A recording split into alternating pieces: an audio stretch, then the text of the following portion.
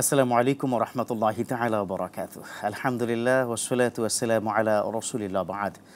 সুপ্রিয় দর্শক, দেশে কিংবা দেশের বাইরে যে যেখান থেকে দেখছেন এই মুহূর্তে আপনাদের প্রিয় চ্যানেল RTV, আপনাদের সকলকে স্বাগত জানাই, মোবারকবাদ জানাই। আমি ডক্টর ফখরুল আশিকি। শুরু করছি আপনাদের প্রিয় আয়োজন, আপনাদের সাথে নিয়ে আয়োজন প্রাণ নিবেদিত প্রশ্ন করুন। প্রিয় দর্শক, আপনারা জানেন যে স্ক্রিনে একটি নাম্বার দেওয়া থাকে, যেই নাম্বারে আপনারা ফোন করবেন এবং নিশ্চয়ই তার জবাব দেওয়ার জন্য আমরা চেষ্টা করব ইনশাআল্লাহ। প্রিয় দর্শক, প্রতিদিনের মতো আজও আমাদের RTVর স্টুডিওতে এই মুহূর্তে অবস্থান করছেন বাংলাদেশের স্বনামধন্য প্রখ্যাত একজন আলেমে দ্বীন, বহু ইসলামিক গ্রন্থের প্রণেতা, যিনি ধর্ম বিষয়ক মন্ত্রণালয় ইসলামিক ফাউন্ডেশনের গ্র্যান্ড মুফতি হযরতুল আল্লাম মুফতি মোহাম্মদ আব্দুল্লাহ। আসসালামু আলাইকুম। ওয়ালাইকুম আসসালাম ওয়া রাহমাতুল্লাহ। ভালো আছেন শেখ? আলহামদুলিল্লাহ। আল্লাহ শুকরিয়া আদায় করছি। আপনি তো বহু গ্রন্থের প্রণেতা, আপনি অনেক মাসআলার উপরে বই লিখেছেন, আপনি লিখেছেন বিষয়ভিত্তিক অনেক বিষয়, এমনকি রমাদান বিষয় হয়তো অনেক বই আপনার আছে। আল্লাহ শুকরিয়া আদায় করছি। মাহে রমাদানে অনেকগুলো ইভেন্ট আছে, তার মধ্যে মুমিন বান্দার জন্য সবচেয়ে গুরুত্বপূর্ণ একটি বিষয় থাকে, যেটা দ্রব্যমূল্য কেনাকাটা কিংবা তার ইফতার সাহারির যে আয়োজনের বিষয়গুলো থাকে। কিন্তু ওই জায়গাতে আমরা দেখেছি মাহে রমাদানের ঠিক 15 দিন আগ থেকে একটা বিশাল সিন্ডিকেট দ্রব্যমূল্য নিয়ে ব্যাপক সিন্ডিকেট তৈরি করে, ঊর্ধ্বগতি করে, মজুদদারি করে, দিন শেষে একজন রোজাদারকে ব্যাপক কষ্ট দেয়। তো এই বিষয় নিয়ে যদি কোরআন হাদিসের আলোকে কিছু বলতেন প্লিজ। এটি আসলে নাহমাদুহু ওয়া নুসাল্লি আলা রাসূলিল কারীম, আম্মা বাদ। আমাদের বাংলাদেশের যে প্রেক্ষাপটে সার্বিক পরিস্থিতির ফলাফল আমরা বলতে পারি। যে আমাদের দেশটা যেভাবে বিভিন্ন রকম এবং বহুমুখী অনিয়ম দুর্নীতি কেন যেন আমরা জড়িয়ে পড়েছি, ছেয়ে গেছে, সব কিছু দুর্নীতিতে ছেয়ে গেছে। আমাদের বিগত সময়ে গত 16 বছর যা দুর্নীতি সয়লাব হয়ে দেশের হাজার হাজার কোটি টাকা বাইরে পাচার করা হয়েছে। আমাদের এখন টপ টু বটম একেবারে সর্বত্র দুর্নীতির যে প্রভাব, হ্যাঁ, সেখান থেকে আমাদের সাধারণ পাবলিক যারা আমরা সিয়াম সাধনা করি, নামাজ রোজা পালন করি, আমাদের তো তুলনামূলক সৎ হওয়ার কথা ছিল। বাস্তবে এটি দুইটা কারণ। একটা কারণ হলো এই যে আমরা সৎ হতে পারছি না, এক হইলে আমাদের উপর থেকে যে আমরা ভালো প্রভাব পাচ্ছি না, সৎ হওয়ার লিডার পাচ্ছি না, নেতৃত্ব পাচ্ছি না, যাদের থেকে আমরা প্রভাবান্বিত হব, আমরা দেশের মানুষের জন্য জানে প্রাণে মন দিয়ে সাহায্য আমাদেরকে পরিচালনা করবে সুন্দর করে, একটা আমরা ওই দিক থেকে পাচ্ছি না। দ্বিতীয়ত আরেকটা বিষয় হচ্ছে ওই যেখানে কথা আছে সম্পদ থাকে সেখানে চোরের আনাগোনা থাকে। এখন ইমানদার মোমেন যারা আমরা বাংলাদেশে, আমরা 92% মুসলিম জনতা, আমাদের যেখানে তুলনামূলক সৎ হওয়ার কথা বেশি ছিল, সেখানে আসলে তুলনামূলক একটু কম পাচ্ছি। তার কারণটা হচ্ছে একত আমরা ওইভাবে সৎ নেতৃত্ব উপর থেকে আমরা ভালো কিছু পাচ্ছি না, ওই প্রভাবে আমাদেরকে আমরা সৎ হওয়ার চেষ্টা করা সত্ত্বেও কিন্তু খারাপ প্রভাব। এখানে মাহে রমাদান তো আমাদের আত্মশুদ্ধির একটা জায়গা তৈরি করে, এই জায়গায় কেন আমরা দ্রব্যমূল্যের ক্ষেত্রে এভাবে আমরা সিন্ডিকেট করছি? বা ইসলাম কি বলছে? বিশ্বনবীর যুগে যারা এই ধরনের করতে তাদের জন্য ইসলাম কথাটাই আমি বলতে চাচ্ছিলাম যে তফাৎটা কোথাও হয়ে গেল। যে আমরা একে তো হচ্ছে আমরা যেখানে বা উপরের লেভেল থেকে আমরা সৎ প্রভাব পাবো, সহযোগিতা পাবো, ভালো হতে আমরা সহযোগিতা পাবো নেতৃবৃন্দের কাছ থেকে, রাষ্ট্রের কাছ থেকে, প্রশাসনের কাছ থেকে, সেখানে দেখা যাচ্ছে উপর লেভেলে দুর্নীতি, আমরা সেখান থেকে ভালো কিছু পাচ্ছি না। দ্বিতীয়ত শয়তান, ইন্না শায়তান লাকুম আদুউম মুবিন, এখন যারা অমুসলিম বিধর্মী আছে, ইহুদি খ্রিস্টান, তারা এভাবে জনগণকে ধোঁকা দেয় না। দেখুন আমরা ধোঁকা দিচ্ছি কারণ আমাদের পিছনে ওই যে শয়তান লেগে আছে, এই কারণে।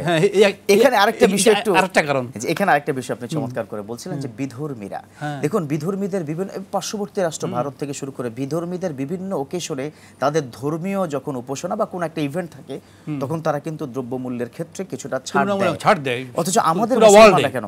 আচ্ছা, বিশ্বনবী তো একটা হাদিস বলেছেন, মান গাশশানা ফালাইসা মিন্না, যে প্রতারণা করবে সে আমার উম্মত না। তো এই ক্ষেত্রে ইসলাম আসলে আমাদেরকে কি কঠোরতা দিয়েছে, কিভাবে এটা সমাধান করব আমরা? এখানে এই বিষয়টা আমাদের জ্ঞানগত ত্রুটি, সবচেয়ে বড় ত্রুটি আমি যেটা মনে করি। আমাদের দেশে আমাদের আলেম ওলামা থেকে নিয়ে যারা দ্বীনি লাইনে যারা প্রচার কাজ করেন, খুতবা দিয়ে থাকেন, জনগণকে ইসলামের লাইনে উদ্বুদ্ধ করে থাকেন, আমরা এই তুলনামূলকভাবে দেখা গেছে নফল সুন্নত বিষয়গুলোকে একটু বেশি হাইলাইট করি, যেভাবে গুরুত্ব দিয়ে থাকি ফরজ ওয়াজিবের চেয়ে বেশি। আচ্ছা, হ্যাঁ, দাড়ি না রাখলেই সে যেমন সে মুসলমান হতে পারলো না, সে টুপি না পরলে যেমন সে মুসলমান হলো না। হ্যাঁ, এই সুন্নত। এবার পাগড়ি পরেই যেন আমি অনেকটা ফরজগার হয়ে গেলাম, তাছাড়া হবে না। জি, আরেকটু শুনবো বিস্তারিত। একজন দর্শক অনেকক্ষণ ধরে অপেক্ষা করছে, আমরা একটু ফোনটা নিয়ে নিচ্ছি। প্রিয় দর্শক, কে বলছেন, কোথা থেকে বলছেন? হ্যালো, জি শুনতে পাচ্ছি। প্রিয় দর্শক, প্রশ্ন করুন। আমি ঢাকা থেকে বলছি, আমার নাম কামরুল ইসলাম। আমি জানতে চাচ্ছি যে মহিলারা জামাত পড়তেছে, ইমাম সাহেব হলো পুরুষ, আচ্ছা, এটা কি ইসলামে জায়েজ আছে কিনা? মহিলারা জামাত কোথায় পড়ছে? মসজিদে? এটা কি তারাবির নামাজ? বাসাবাড়িতে ধরেন 20-50 জন, হ্যাঁ 20-50 জন একসাথে হয়ে জামাত পড়তেছে, ওখানে ইমামতি করতেছে ইমাম সাহেব হচ্ছে পুরুষ। ইমাম সাহেব কি পর্দার সহিত ওই পাশে কি নামাজ পড়ছে নাকি খোলামেলা একদম মহিলাদের সাথে মিশেই? মানে উনি একটা সামনে আলাদা একটা রুমে আর পিছনে মহিলা। আচ্ছা, জি থাকুন, আপনি আমাদের সাথে ইনশাআল্লাহ প্রশ্ন উত্তর পেয়ে যাচ্ছেন। জি, আপনি তো গ্র্যান্ড মুফতি, এখানে ফতোয়া একটা বিষয় আছে। এটা অত্যন্ত জনগুরুত্বপূর্ণ প্রশ্ন। ইদানিং গত কয়েক বছর যাবত এই প্রশ্নটাই ট্রেন্ডিংটা চলছে, খুব বেশি আসছে আমার কাছে। আমি প্রায় 20-30টা ফতোয়া ইস্যু করেছি এই বিষয়ে। এই বিষয়ে আমার একটা লেখা বইও আছে, ইসলামিক ফাউন্ডেশন থেকে ছাপা হয়েছে, মহিলাদের মসজিদে গমন। আচ্ছা, তো আমাদের আসলে আমাদের আহলে ইলম বা ওলামা একরাম, মুফতিয়ান একরাম যে নিষেধ করে থাকেন, সেই নিষেধটা করে থাকেন এই বিবেচনা যে পর্দার খেলাফ হয়ে যাবে। হ্যাঁ, তা পর্দার খেলাফ হয়ে যাবে কেন? কারণ আমাদের দেশে যে অবকাঠামোগত সমস্যাটা আমাদের এখানে আছে, সেটা আরব বিশ্বে নাই।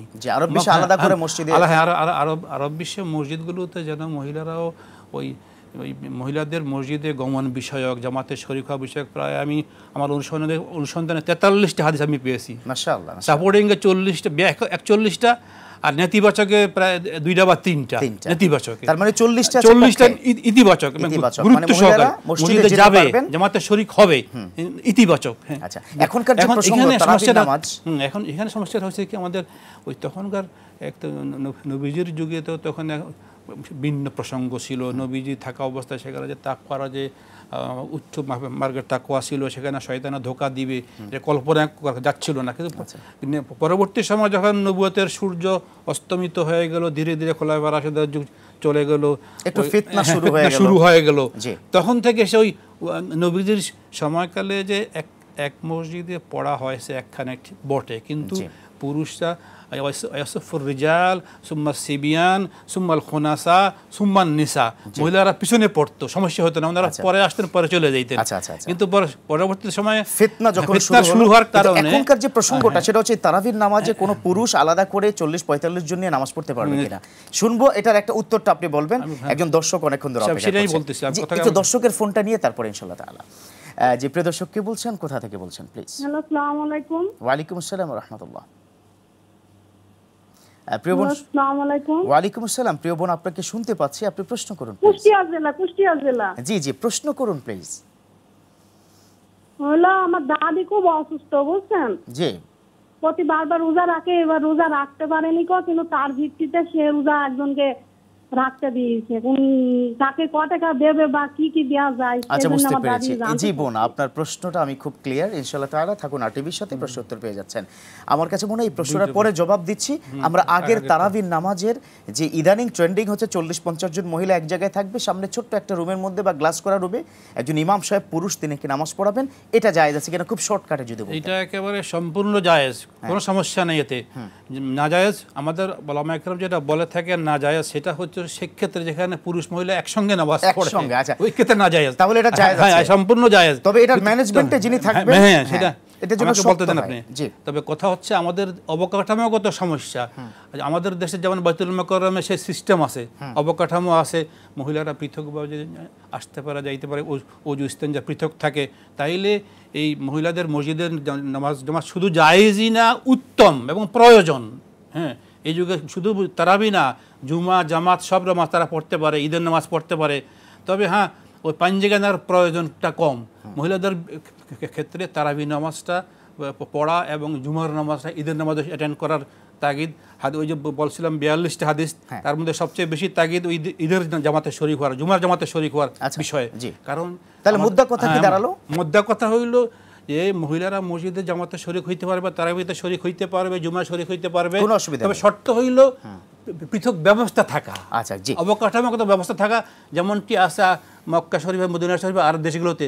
আমাদের দেশে বাইতুল মুকাররমে আছে আরও 2-1টা মসজিদ যেখানে যেখানে হয়েছে। আমাদের ইসলামের ফরজা মডেল 560-64 মডেল মসজিদ যে সেখানেও আছে। ওই সিস্টেম করা হয়েছে আলহামদুলিল্লাহ। তাহলে যেখানে যে ওইভাবে যদি সিস্টেম থাকে তাহলে যাবেন। জায়েজ, শুধু জায়েজই না, উত্তম। মাশাআল্লাহ, জি। আরো বিস্তারিত আপনার কাছ থেকে দ্বিতীয় প্রশ্নের জবাব ইনশাআল্লাহ শুনবো, তবে একটা ছোট্ট বিরতির পর ইনশাআল্লাহ তাআলা। প্রিয় দর্শক, দেখছেন আপনাদের প্রিয় চ্যানেল আর টিভি এবং আপনাদের জন্য আপনাদের আয়োজন সরাসরি প্রশ্নোত্তরমূলক অনুষ্ঠান প্রাণ নিবেদিত প্রশ্ন করুন। নিচ্ছে ছোট্ট করে বিরতি, কোথাও যাবেন না, ফিরছি কিছুক্ষণের মধ্যেই।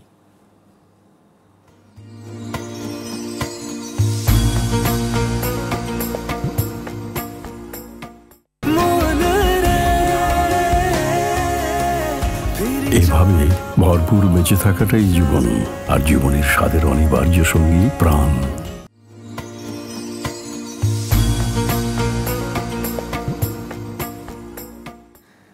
আলহামদুলিল্লাহ, প্রিয় দর্শক, ফিরে এলাম বিরতির পর। আমাদের সাথে থাকার জন্য ধন্যবাদ। দেখছেন আপনাদের প্রিয় চ্যানেল আর টিভি এবং আপনাদের জন্য আয়োজন সরাসরি প্রশ্নোত্তরমূলক অনুষ্ঠান প্রাণ নিবেদিত প্রশ্ন করুন। প্রিয় দর্শক, অনুষ্ঠানে আমাদের সাথে সংযুক্ত রয়েছেন স্টুডিওতে এই মুহূর্তে গ্র্যান্ড মুফতি মোহাম্মদ আবদুল্লাহ। প্রিয় দর্শক, চলুন আমরা আবারও আলোচনায় ফিরে যাই। তবে সেই ক্ষেত্রে আপনাদের প্রশ্নটি আমরা একটু আগে গ্রহণ করতে চাই। কে এই মুহূর্তে রয়েছেন লাইনে? আপনি আপনার নাম বলে প্রশ্ন করুন প্লিজ। জি, প্রশ্ন করুন প্লিজ। জি, কেমন আছেন? আছি আলহামদুলিল্লাহ। বলছিলাম, আমার প্রশ্নটা হচ্ছে, মনে করেন আমি তারাবির নামাজে যেতে লাগি 2-3 টাকা ফেল করছি, ঠিক আছে? জি। এখন ওই নামাজটা আমি কি করব? নামাজটা পড়ে নেব না ছেড়ে দেব? আচ্ছা, জি, থাকুন, আপনি আরটিভির সাথে ইনশাআল্লাহ প্রশ্নোত্তর পেয়ে যাবেন। এই জবাবটি আমরা দিব। তার আগের প্রশ্ন, প্রিয় বোন কি করেছিলেন সেটা হচ্ছে দাদিমা গত বছর পর্যন্ত তিনি কি রোজা রাখতে পেরেছেন, বাট এই বছর তিনি পারেননি, কাউকে তার রিপ্লেসে তিনি রোজা রাখাতে চাচ্ছেন, কত টাকা দিতে হবে? হ্যাঁ, এক্ষেত্রে ওই নামাজ এবং রোজা ফরজ আবাদতগুলোর কোনো রিপ্লেসমেন্ট হয় না, যে আমি আমার রোজা আমার মেয়ে রেখে দিল বা অন্য কেউ রেখে দিল, এটা হয় না। তবে হ্যাঁ, এটাকে ইসলামের শরীয়ত যেটা যে সিস্টেম পদ্ধতি আবাদতটা পালিত হওয়ার জন্য ক্ষেত্রে অনুমোদন করেছে, সেটা হচ্ছে একজন মানুষ যখন অসুস্থ হয়ে পড়ে বা বেশি বৃদ্ধ হয়ে যায়, এমন বয়সে পৌঁছে যে ওনারা আর ভবিষ্যতে সুস্থ হয়ে যাওয়ার রোজাগুলো কাজা করবে তেমন আশা নেই, ভরসা নেই, তাদের বেলায় শরীয়তের বিধান হচ্ছে তিনি ওই 30 রোজা বা 29 রোজা যে কয়দিনই হয় আর কি, একজন গরিব মানুষকে দুবেলা ইফতার সহ খাইয়ে দেওয়া। আচ্ছা, তো ওই যে গরিব মানুষ, ওনার পরিবর্তে ওই ইফতার করলো, দুবেলা খেলো, এই একদিনকার গরিবকে খাওয়ানো একটা রোজার ফিদিয়া হয়ে যায়। তো যদি 29টা রোজা হয়, 29টা গরিব মানুষ খাওয়াই দিল, অথবা মনে করেন মহল্লার ইমাম সাহেব, মুয়াজ্জিন সাহেব, খাদেম সাহেব যারা আছে বা এই ধরনের গরিব লোক আছে, কথার কথা বা খানার ব্যবস্থা নাই, দিনদার ব্যক্তি দিকে ওই পুরো মাহে রমজানের মাসটা খাওয়াই দিল, ওনার ওই টাকা সেটা হলো খানা খাওয়ানোর ক্ষেত্রে এটা প্রযোজ্য। আচ্ছা, আর এক্ষেত্রে যদি কারো এরকম হয়েছে ওই একজন বাইরের মেহমান বা গরিব মানুষের খাওয়ানো, ম্যানেজ করা, সামনে পেশ করা ঝামেলা পূর্ণ ঝুঁকিপূর্ণ মনে হয়, তাদের ক্ষেত্রে বলা হয়েছে একেবারে আরও সহজ। সেটা হচ্ছে ওই একটা রোজার ফিদিয়া হচ্ছে একটা ফিতরা সম পরিমাণ। আচ্ছা, হ্যাঁ, তো একটা ফিতরা আমরা যেমন মনে গত বছর আমরা ফিতরা ধার্য করেছিলাম 70 বা 80 টাকা এরকম হয়েছে, এবারে এরকমই হবে। তো একটা রোজার ফিদিয়া হলো, বা ফিদিয়া বলেন, কাফারা বলেন, যাই বলেন, মূল শব্দ ফিদিয়া। একটা রোজার ফিদিয়া হচ্ছে একটা কাফারা। একটা কাফারা 80 টাকা। তো 80 × 30 বা 80 × 29, এটা কি বড় লোকদের জন্য? এই টাকাটা একজন গরিব মানুষকে দিয়ে দিবে, একজন বা দুইজন বা তিনজনকে যারা জাকাত খেতে পারে, হ্যাঁ, বন্টন করে দিবে। কিন্তু যিনি একটু বড় লোক মানুষ, তার জন্য কি 80 টাকা? না, বিধান সমান, বিধান না। আমাদের দ্বিতীয় যে প্রশ্নটি ভাই করেছেন, তিনি তারাবির নামাজে ঢুকেছেন, গিয়ে দেখেন যে 3 রাকাত শেষ হয়ে গেছে। এখন তিনি কি 3 রাকাত বাদ দিয়ে দিবেন নাকি পরে বা আগে, কিভাবে তিনি আদায় করবেন? 3 রাকাত, এখানে একটা বিষয় হলো ফরজ ছুটে গেছে। ফরজ ছুটার ক্ষেত্রে ফরজ কাজা করা লাজিম। হ্যাঁ, এখন উনি আইসা পারলে 3 রাকাত ফরজ পাননি, উনি ইমাম সাহেব সালাম ফিরানোর পরে আগে তিনি ওই 3 রাকাত বা 2 রাকাত যা ছুটে গেছে এটা ফরজ কমপ্লিট করবেন। কমপ্লিট করে তারাবির নামাজ, হ্যাঁ, উনি কমপ্লিট করে নেবেন। এরপরে তো সবাই সুন্নত পড়বে, উনি সুন্নত পড়বেন টাইম পাইলে। যদি সুন্দর টাইম না পান, তারাবি শুরু হয়ে যায়, উনি তারাবিতে অ্যাটেন্ড করবেন, কিন্তু তারপরেও কেউ 10 রাকাত চলে যাওয়ার পরে আইসে বা উনি ওই ফরজ জামাত পায় নাই, আইসা বা দেখছে তারাবি শুরু হয়ে গেছে, তাহলে উনি আগে তার ফরজ নামাজটা পড়ে নেবেন, 2 রাকাত সুন্নতে মুআক্কাদা পড়ে নেবেন, হ্যাঁ, এরপরে উনি ওই যে কয় রাকাত ইমাম সাহেবের সঙ্গে পায় ওই কয় রাকাতে উনি শরিক হবে। এখন এখানে যে 10 রাকাত ছুটে গেল বা 4 রাকাত ছুটে গেল, তারাবি নামাজের কাজা নাই, কাজা নেই, এক কথা এটা হচ্ছে মূল কথা, তার কোনো কাজা হয় না। ওকে, যে কয় রাকাত পাইছে আলহামদুলিল্লাহ, হ্যাঁ, না পেলেও আলহামদুলিল্লাহ, কোনো অসুবিধা না। এখন আমরা যে প্রসঙ্গে ছিলাম দ্রব্যমূল্য নিয়ে, যে বিশ্বনবী বলেছেন যে প্রতারণা করলো সে আমার উম্মতি না। আমাদের ওই এখন মজুদদারের কি বিষয়টা? অনেকে 40 দিন 30 দিন করে মজুদদারি করে না, শরীয়তের বিষয়গুলো 30-40-এর কোনো মেয়াদ এখানে মূল বিবেচ্য বিষয় না। মূল বিবেচ্য বিষয়, একদিকে শরীয়ত ব্যবসায়ীদেরকে স্বাধীন রেখেছে যে তারা তাদের সম্পদে তারা একটা যৌক্তিক লাভ করবে, হ্যাঁ, আরেকটা তাদেরকে আইনগত বিষয়, আরেকটা হলো আমরা যেটা বলি কি নৈতিকতা কেন্দ্রিক বিষয়, আর আমাদের আরবিতে বলে দিয়ানাতান, আর কাজান আইনগত যেটা রাষ্ট্র নির্ধারণ করে দেয়, ফিক্সড করে দেয়, এটা আইনগত বিবেচনার বিষয়। তবে শরীয়তে এই বিষয়গুলোকে মূল্য নির্ধারণ করা, কমানো, বাড়ানো, এগুলো যারা ব্যবসার সঙ্গে সংশ্লিষ্ট সেই ব্যবসায়ীরা তারা নিজেরা তাদের বিবেককে কাজে লাগিয়ে যথাসাধ্য কম লাভ করবেন, এটাই শরীয়ত এই নৈতিকতা কেন্দ্রিক বা দিয়ানাতান কেন্দ্রিক উৎসাহিত করেছে, কম্পালসারি করে না, চাপ প্রেশার দেয় নাই।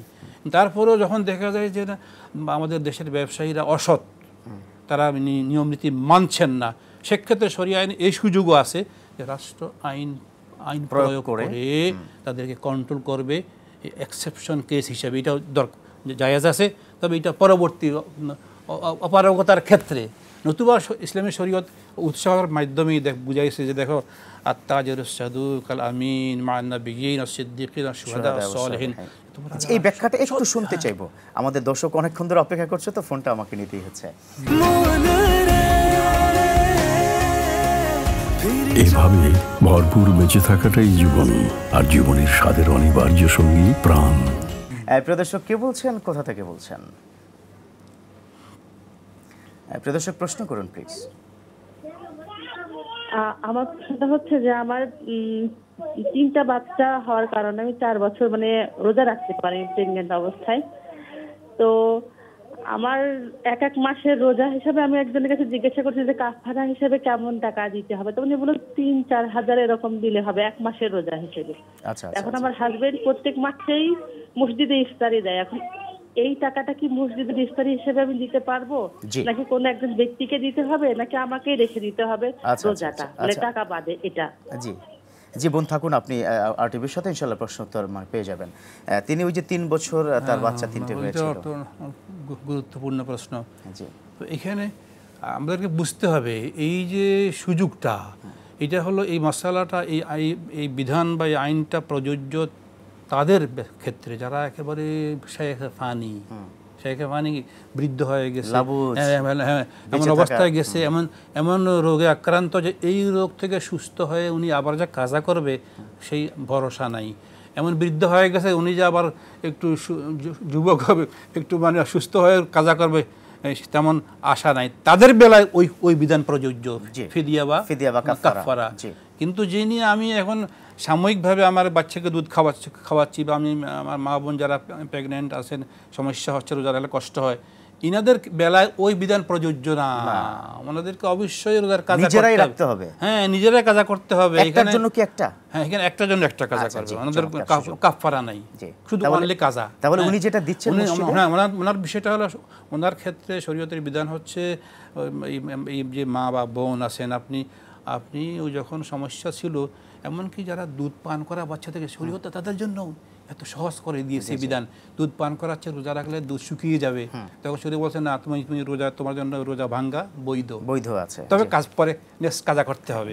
তখন এইরকম দুধ পান জনিত কারণ হোক বা প্রেগনেন্ট জনিত কারণ হোক, অন্য কোনো সমস্যা হোক, যারা সুস্থ আছে মোটামুটি, আমাদের বেলায় ওই বিধান প্রযোজ্য না। আমাদেরকে ওই দিনগুলো চলে গেলে, বাচ্চারা যখন একটু 6 মাস হয়ে গেছে, অন্য খাবার খেতে পারছে, তখন আমাকে আমার রোজা কাজা করতে হবে হিসাব করে করে, হিসাব করে করে যে কটা রোজা ভেঙেছি ওই ওই কয়টা কটা রোজা। কাজা করা ফরজ। জি নিশ্চয়ই। রোজা যেমন ফরজ তার কাজাও ফরজ আমাদের ক্ষেত্রে। তার মানে ওই ফতোয়া ওনার জন্য নয়। ওই ফতোয়া কিন্তু আমাদের এইসব মা বোনদের ক্ষেত্রে প্রযোজ্য না। জি, জি। এনাদের জন্য শরীয়তে সুযোগ রেখেছে, কিন্তু যখন ওনাদের ওই বাচ্চা দুধ খাওয়াটা মোটামুটি 6 মাস হয়ে গেছে অথবা নিজে একটু সুস্থ হয়ে গেছে, যখন থেকে উনি 6 মাস পরে সুস্থ হইল কথার কথা, তখন 6 মাস পরে উনি বাকি যেগুলো ছুটে গেছে সেগুলো কাজা করবে। এমন হইতে পারে একজন ইয়াং ছেলে বা যুবতী মা বা যুবতী বোন, তিনি 30-35 বছর বয়সে কিন্তু এমন একটা রোগ হয়েছে যে 3 বছরে বিছানায় পড়া ছিলেন, 3 বছরের রোজা কাজা হয়ে গেছে। জি। কিন্তু আলহামদুলিল্লাহ এখানে একটা ছোট্ট একটা প্রশ্ন কি দাঁড়ায় যে 3 বছর যে কাজা হয়ে গেছে, এখন এই মা বা বোন 3 বছর পরে আলহামদুলিল্লাহ পুরো ফুললি সুস্থ হয়ে গেছে। এখন তিনি কি ওটা টানা কি এখন রাখবেন? তিনি ওই টানা 3 বছরের ওই 3 বছরের 3 মাসের রোজা উনি কাজা করবেন পর্যায়ক্রমে ধীরে ধীরে ধীরে ধীরে। কিন্তু টানা রাখতে হবে না তো, টানা রাখতে হবে না করে করে। জি, আমি শুনবো আরো বিস্তারিত। একজন দর্শক অনেকক্ষণ ধরে অপেক্ষা করছে, তার ফোনটা নিয়ে নিচ্ছি। প্রিয় দর্শক, কে বলছেন, কোথা থেকে বলছেন প্লিজ? দর্শক শুনতে পাচ্ছেন আপনি আমাকে প্লিজ? আসসালামু আলাইকুম। ওয়া আলাইকুম আসসালাম ওয়া রাহমাতুল্লাহ। জি ফোন করুন, প্রশ্ন করুন। হ্যাঁ, আসসালামু আলাইকুম। ওয়া আলাইকুম আসসালাম। প্রিয় বোন, প্রশ্ন করুন। তারাবির নামাজ নিয়াত বাঁধতে হবে সুন্নত বলে না নফল বলে? আচ্ছা জীবন থাকুন, আপনি আমাদের সাথে ইনশাআল্লাহ প্রশ্ন উত্তর পেয়ে যাচ্ছেন।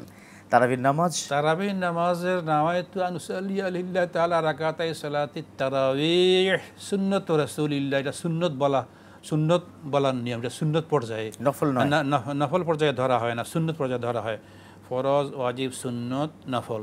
তারাবির নামাজটা নফল, এটা সুন্নত। তাহলে সুন্নতের নিয়ত হবে, নফলের নয়। এখন সুন্নতের নিয়ত হবে, কিন্তু এই নিয়ত মৌখিকভাবে, শাব্দিক নিয়ত করার মৌখিকভাবে কোথাও শরীয়তে বলে নাই। এটা করতে পারলে ভালো।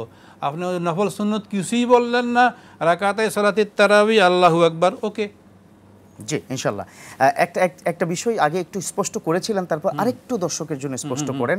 ধরে নেন 3 বছরে আমার কোনো বোন 60টি রোজা ভেঙে ফেলেছে, তার প্রয়োজনে তিনি অসুস্থ ছিলেন। এখন 60টি রোজা কি তিনি টানা রাখতে হবে, নাকি দুটো রাখলেন আবার একটু 5 দিন বিশ্রাম নিয়ে আরেকটা রাখলেন? টানা রাখতে হবে না, মোটেও না। কাজা রোজাগুলো অল্প হোক বেশি হোক, সেগুলো সুবিধা মতো উনি একদিন একটা রাখলো, একদিন 2 দিন গ্যাপ দিল, আবার 3 দিন রাখলো, এরপরে গ্যাপ দিল। টানা রাখতে হবে না, টানা রাখার প্রশ্ন হয়। টানা রাখতে হয় একমাত্র ওই জরিমানা, কাফফারার রোজা যেগুলো, যে সে ইচ্ছাকৃতভাবে রোজা ছেড়ে দিল, তাচ্ছিল্য করলো, তার শাস্তি স্বরূপ একটা না প্রশ্ন আসে, 60টা রোজা আসবে। জি, এখানে একটা খুব গুরুত্বপূর্ণ আজকের কি বিষয় কি রিলেটেড, আমার একজন দর্শক প্রশ্ন করেছে।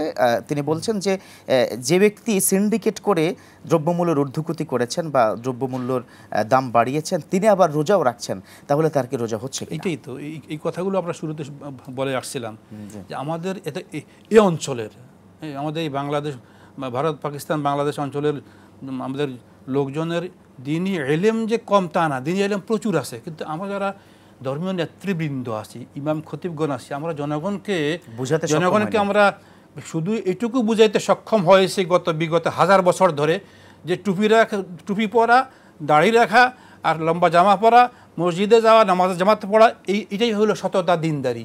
কিন্তু এইটা প্রতারণা করা, ধোঁকা না দেওয়া, হারাম না খাওয়া, হালালের ব্যবস্থা করা, এই জিনিসগুলো, মুআমালাত, লেনদেন, ব্যবসা বাণিজ্য, এগুলো যে দিনদারির বড় দিনদারির অংশ, নফল সুন্নত পর্যায়ের দিনদারি না, ফরজ পর্যায়ের দিনদারি। এই কথাগুলো আমরা সক্ষম হই নাই। এটা আমাদের ব্যর্থতা, আমাদের ব্যর্থতা, জাতীয়ভাবে আমাদের আলেমদের, ওলামা, খতাবাদের ব্যর্থতা। আমরা জনগণকে যেভাবে দাঁড়িয়ে রাখার জন্য উৎসাহিত করতে পারছি, মহনীয় সুন্নাহ হয়ে সুন্নত জিন্দার জন্য আমরা যেভাবে জান প্রাণ খরচ করতে পারতেছি, ওইভাবে যে নৈতিকতার বিষয়টা বোঝাতে পারি, ওইভাবে আমরা হারাম, সুদ খাওয়া হারাম, ঘুষ দেওয়া, ঘুষ নেওয়া হারাম, এই জিনিসগুলোকে শক্তভাবে আমরা উপস্থাপন করতে পারি নাই, বুঝাইতে পারি আমরা। ওইদিকে যে একটা উদাহরণ তো মনে করেন, আমরা আমাদের ওয়াজ খুতবাগুলো 90% ওই নফল সুন্নতের উপর আমরা যেভাবে জোর দিয়ে থাকি, বাকি 5%, 2% আমাদের খতিব আছেন যারা জনগুরুত্বপূর্ণ বিষয়গুলো, এই কারণে আমাদের জনগণের ইমান, আকীদা, বিশ্বাস ওইভাবে গড়ে উঠেছে। আমরা মনে হয় বিষয়টা একটু বিস্তারিত আলোচনা করা দরকার, এটা আমাদের দর্শকের জন্য খুবই প্রয়োজন। তবে আবারও সময় এসেছে ছোট্ট একটা বিরতির। প্রিয় দর্শক, দেখছেন আপনাদের প্রিয় চ্যানেল আর টিভি এবং আপনাদের জন্য আয়োজন সরাসরি প্রশ্নোত্তরমূলক অনুষ্ঠান প্রাণ নিবেদিত প্রশ্ন করুন। নিচ্ছে আবারও ছোট্ট করে বিরতি, কোথাও যাবেন না, ফিরছি কিছুক্ষণের মধ্যেই।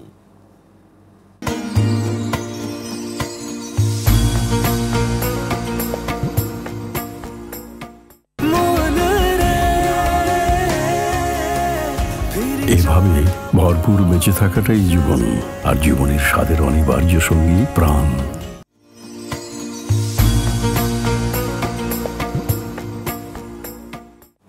আলহামদুলিল্লাহ প্রিয় দর্শক, ফিরে এলাম বিরতির পর। আমাদের সাথে থাকার জন্য ধন্যবাদ। দেখছেন আপনাদের প্রিয় চ্যানেল আর টিভি, আপনাদের জন্য আয়োজন, আপনাদের সাথে নিয়ে আয়োজন সরাসরি প্রশ্নোত্তরমূলক অনুষ্ঠান প্রাণ নিবেদিত প্রশ্ন করুন।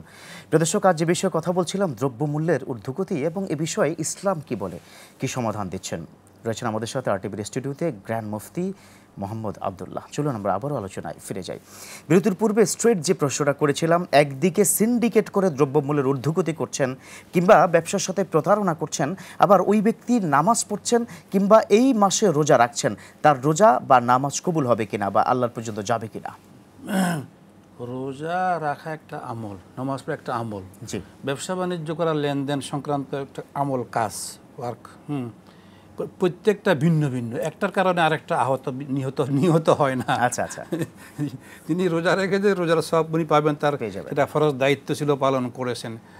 নামাজ ফরজ দায়িত্ব ছিল, পালন করেছেন। ব্যবসা বাণিজ্যে তার সৎভাবে ব্যবসা করা, প্রতারণা না করা, সিন্ডিকেট গড়ে না উঠানো তার ফরজ দায়িত্ব ছিল, সেটা তিনি পালন করেন নাই। আচ্ছা, এই সিন্ডিকেট করার কারণে, দ্রব্যমূল্য তার কারণে, তার যারা আর সঙ্গী সাথী আছে তাদের কারণে দ্রব্যমূল্য যে বেড়েছে, এরা সবাই কাল হাসরের ময়দানে তাদের কঠিন এবং কঠোর শাস্তি হবে। তারা ওই এদিকে এক ফরজ দুই ফরজ পালন করেছে ইবাদত কেন্দ্রিক, ইতিবাচক করণীয়, আর বর্জনীয় ফরজ নেতিবাচক, হারাম থেকে বাঁচা, হারামে জড়িত না হওয়া। ওই হারামে জড়িত হওয়ার কারণে ওনাদের কাল ময়দানে মহাশয়ের তাদের কঠোর শাস্তি হবে, যে তাদেরকে জাহান্নামে, অবশ্যই জাহান্নামে, যদি আল্লাহ পাক ক্ষমা না করেন, জাহান্নামে যেতে হবে। জাহান্নামে জলে পুড়ে তারপরে তাদেরকে আবার বেহেশতে রিটার্ন হবে। এখানে কোনো ব্যক্তি এই মুহূর্তে আমাদের আরটিভির এই প্রোগ্রামটি দেখে কোনো সিন্ডিকেট ব্যক্তি কিংবা কোনো অসাধু ব্যবসায়ী, তিনি যদি চিন্তা করেন আমি তওবা করব, আর করব না, তাহলে কি আল্লাহ ক্ষমা করবেন? সেক্ষেত্রে অবশ্যই সব তওবা যে কোনো ধরনের পাপ হোক, তওবা করে আল্লাহ পাক ক্ষমা করেন। তবে তওবার ধরন আছে। ব্যক্তিগত কেন্দ্রিক যে সমস্ত আমল ইবাদতের ত্রুটি হয়ে গেছে, সেটা তওবা করলাম, ইবাদত করে নিলাম, কাজা করে নেওয়া হয়ে গেল। যে ক্ষেত্রে আমার আমলের কারণে, পদক্ষেপ হস্তক্ষেপের কারণে জনগণের ক্ষতি হলো, সেক্ষেত্রে জনগণের কাছে ক্ষমা চাইতে হবে। তাছাড়া একদিকে আল্লাহর কাছে ক্ষমা চাইতে হবে, জনগণের কাছে ক্ষমা চাইতে হবে, যদি তারপরে তওবা কবুলটা হয়। এবং তাকে ভবিষ্যতে আর এই ধরনের তারা সিন্ডিকেট করবেন না, এই কমিটমেন্টটা করতে হবে, তাইলে ক্ষমা পাওয়ার আশা। অনেক অনেক ধন্যবাদ জানাচ্ছি, আজকে আপনি এসেছেন এবং অনেকগুলো চমৎকার করে প্রশ্ন সমাধান দিয়েছেন। দ্রব্যমূল্যের এই বিষয়টি নিয়ে আপনি কথা বলেছেন, সেজন্য জাযাকুমুল্লাহ খায়র। প্রিয় দর্শক, এতক্ষণ পর্যন্ত যারা ছিলেন, শুধু দ্রব্যমূল্যের বিষয়টি আজকে আমরা একটু হাইলাইট করার চেষ্টা করেছি। যারা এই ঊর্ধ্বগতিতে সিন্ডিকেট তৈরি করে, কৃত্রিম সংকট তৈরি করে এখন পর্যন্ত আমাদের মুসলমানদের রোজা রাখার ক্ষেত্রে একটা প্রতিবন্ধকতা তৈরি করছেন, ভুলে যাবেন না, কেউ দেখছেন না, আল্লাহ কিন্তু দেখছেন। অতএব আসুন আমরা সেখান থেকে ফিরে আসি, আমরা ভালো হই, আলোর পথে আসি, মুত্তাকি হওয়ার চেষ্টা করি, যার কারণেই কিন্তু মাহে রমাদান। আসুন আপনার আমার রোজা, নামাজ যা কিছু আছে সব যেন আল্লাহ কবুল করে, সেই প্রত্যাশা আজকে শেষ করতে চাই। ইনশাআল্লাহ তাআলা আগামীকাল আবারও আরটিভির পর্দায় আপনাদের জন্য নিয়ে আসবো প্রাণ নিবেদিত প্রশ্ন করুন এই সরাসরি অনুষ্ঠানটি। সে পর্যন্ত আল্লাহ আপনাদের সকলকে ভালো রাখুক। আল্লাহ হাফেজ।